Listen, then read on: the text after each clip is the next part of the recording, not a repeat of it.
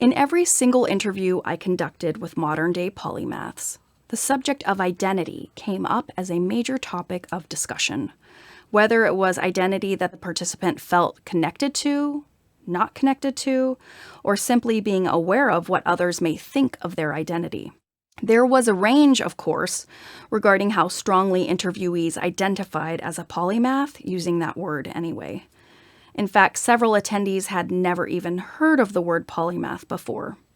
All participants, however, did identify with traits and behaviors of being polymathic. Some felt more comfortable referring to himself or herself as a Renaissance man, or multi-interested, or being polymathic rather than being a polymath. To show the wide range of how strongly or weakly someone identified with polymathy, consider these two examples. Trinity highly identified with the term polymath and said that she first realized this part of her identity around the age of 5, but developed a deeper understanding of it in her teens. She said, quote, "I think the first time I was cognizant of my polymathy was in kindergarten, which sounds kind of obnoxious, but it's true. I actually attributed being polymathic to being a Gemini, probably until I was in my late teens. I just thought it was because I was a Gemini, 2 people. I'm just smooshed. I am, this fun-loving artist and also this hardcore logical science person. And that's how I kind of rationalized it to myself," end quote. On the other hand, Carl did not identify with the term polymath at all. He said, quote, "I would never call myself a polymath. That's kind of boasting or something.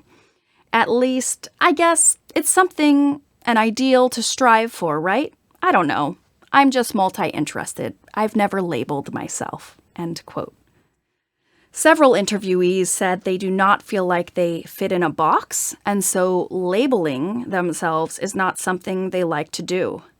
Felicity shared, quote, "I've never been a fan of falling into a bucket, so for me to have to categorize myself, it's a little odd," end quote. Many polymaths interviewed for this research preferred to be without narrow labels. Caroline said that she considers polymathy normal and good, and that if anything, it's the narrow specialists, the monomaths, that should require qualification. This precise phenomenon may be part of why polymathy is not discussed more in society, because the simple act of identifying as a polymath constitutes classifying someone who may prefer not to be put into a category, someone who is used to, in fact, defying categories. In other words, identification as a polymath is almost an oxymoron, since polymaths may have many identities, while the construct of polymath is a way of encompassing many possible identities under one umbrella label. Calling someone a polymath is, in a way, an attempt to put a multifaceted, unique identity into a single word. This works for some polymaths and feels very uncomfortable for others. Although polymathy essentially means having many types of knowledge and skills, it is still a single label, which is precisely something that may feel uncomfortable for some, though certainly not all, polymaths to adopt.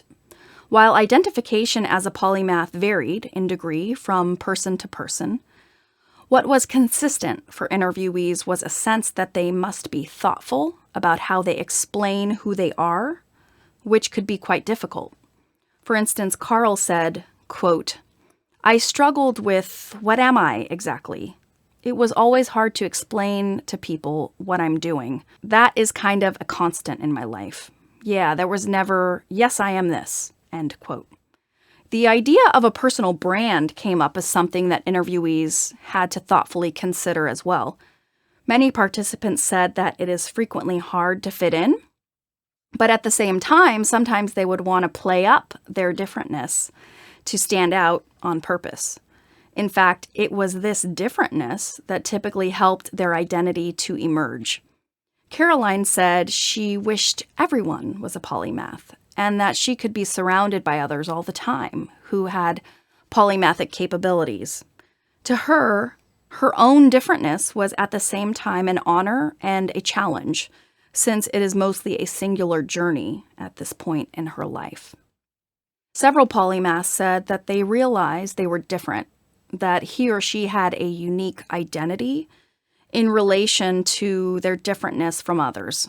For example, Henry said he thought everyone was like that, or polymathic, until he realized they were not. He just thought polymathy was normal. Participants shared various other stories, including of not being believable, given disparate skill sets, not being as narrowly focused as others who were able to gain expertise and get joy out of the pursuit of single disciplinary specialization, and sticking with multiple interests more than counterparts did as they got older. Many examples that showed that part of how polymath identity seems to arise is through social comparison. Some polymaths who were interviewed were bullied as children. A polymath's differentness could be both an advantage and a disadvantage, depending on the situation. This observation regarding identity formation emerging through social comparison mostly fits in with social identity theory. Briefly, social identity theory says that a social identity is, quote, a person's knowledge that he or she belongs to a social category or group. That's Stetson-Burke, 2000. Interestingly, the way that a person develops their identity as a polymath is through not fitting into a group. Further, there is no defined group of other polymaths with which a single polymath can associate with or co-create a sense of shared polymathic identity, at least not yet. Whereas social identity theory says people find their identity by fitting into a group, polymaths may find their identity by not fitting very well into any group. This is a significant finding of my research and may be useful as an addendum to add an additional layer of understanding to social identity theory. That is, that some people develop a sense of identity from belonging to a social group, whereas others may form identity precisely by not being able to find a group to fit in. So as it relates, part of polymath identity formation may be due in part to experiencing a struggle to define oneself. Trinity said, quote, "What are you going to be when you grow up? I still don't know how to answer that question because I want to be everything and nothing," end quote. Others may view parts of the polymath identity as contradictory as well. Wendy said, quote, "And so at an art school, I found this identity as a mathematician, which became very clear to me that yes, I am both and those are not inconsistent," end quote. Svetlana said that she would have had an easier time with her own polymath identity if polymaths were discussed more in society. Quote, "I think that it's not really reflected in society enough, so I don't really have anything to compare it to. I think I do now in the world that I'm in and with friends that I have, but that has always been a struggle growing up too, and even in school, in college, being like, what do I compare myself to? Like, who is the person that I want to be like?" And I was asked that, and I can't answer it because there weren't a lot of people going out there and saying these things in a very direct way that I was able to latch onto.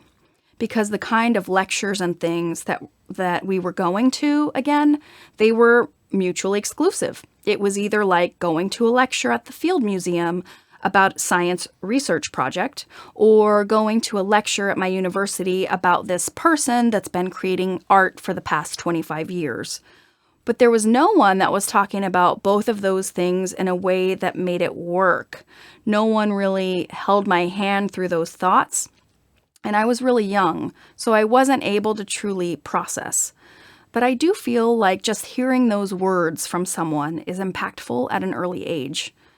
And I make it a point to speak to a lot of elementary schools, especially about what I do, because their reaction, in fact, last year I did it in this class, and they wrote me handwritten like 100 letters for being at their career day, and they were saying thank you, which is the cutest thing in the world and one of my prized possessions. But a lot of the content of their letters were like, "Hey, Svetlana, thank you for speaking to us. Now we know that we can be an artist and work in science. And they kept up. That was a point that they understood and were repeating back to me. And I just felt that that was something that made me very happy. Even just the idea of telling kids that you can be a combination of ridiculous things that no one tells you is possible. You could be a rock guitar playing doctor. That's okay. You can be both of those things. And in fact, that's it all over the place. One of the original members of Queen, the guitarist, works for NASA, actually, Brian May. And it's incredible. And I'm like, why doesn't he do more lectures? Because that combination is super insightful. He's a rocket scientist, and he used to be in Queen. It's like, I find that fascinating. End quote. What became clear is that identity formation for many polymaths is a process of self-realization that may be easy for some polymaths, but very difficult for others, especially when the larger discourse around career implies that specialization is the route to professional success, and the idea of polymathy is almost never discussed in society in general, but especially amongst youth, as a potential option worth striving for. It appears then that polymath identity arises out of, first, noticing oneself being different from non-polymaths, or noticing that one does not fit well into any single group, and second, going the polymath journey mostly alone, not only because there's no defined group of polymaths with which to join, but also because each polymath is so unique. It would be nearly impossible to find a group of similarly constituted polymaths. Some polymaths do not have a descriptor, title, or more generally, language to describe the very phenomenon that they're living. Not all polymaths are fully comfortable and conscious of their polymath identity. This can make finding a sense of place and a group identity very difficult. Sebastian said, quote, "I guess one of the emotional realities of not fitting in anywhere is that it's really exhausting to create your own sense of place.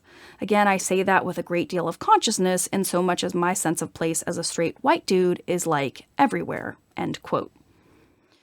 Even if there was a group of polymaths, each of them would likely be singularly unique. So while they would have a shared identity as polymaths, they would also have unique sub-identities regarding what made each of them a polymath. As a result, polymathy appears to be a fairly lonely journey, a singular exploration, that only people willing to exercise some level of bravery and who can muster up confidence in themselves seem to be able to navigate.